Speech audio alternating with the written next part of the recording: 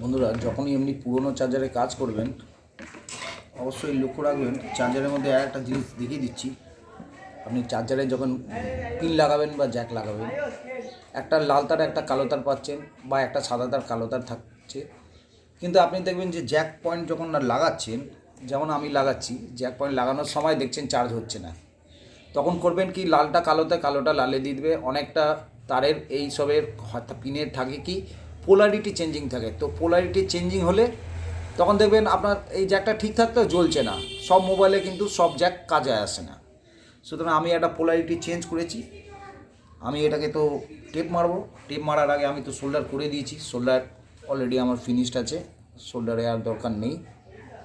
নিজের সেফটির জন্য আমি সোল্ডার করে নিয়েছি, যাতে এটা কাজ দেয় কোনো অসুবিধা না হয়। আমার অলরেডি চেক করা আছে। কিন্তু মাইনাস প্লাসটা হট করে যদি দুটো টাচ লেগে যায় অসুবিধা হবে।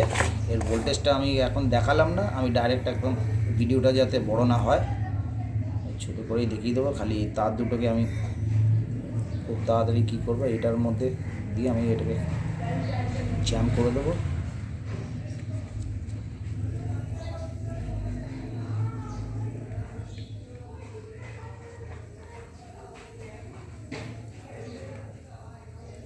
সুন্দরভাবে টেপ করতে হবে, না হলে এই জায়গা থেকে আবার বেরিয়ে গেলে অসুবিধা হবে।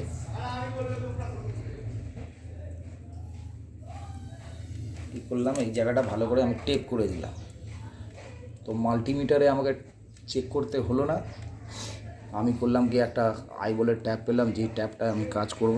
এবার আমি ট্যাপটায় কানেকশান দিচ্ছি, দেখা যাক কি বলে।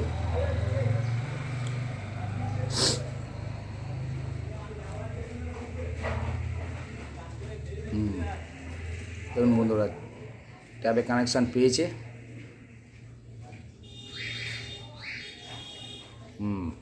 100% চার্জ দেখিয়ে দিয়েছে। যেহেতু এটা অলরেডি চার্জ ছিল, তাহলে আমি বুঝতে পারলাম যে হ্যাঁ, এটার মধ্যে আমার কাজ হচ্ছে। সেরকম আমি যদি এখন অন্য কোনো কিছু নিই, তাহলে সেগুলো আশা করি আমার কাজে আসবে।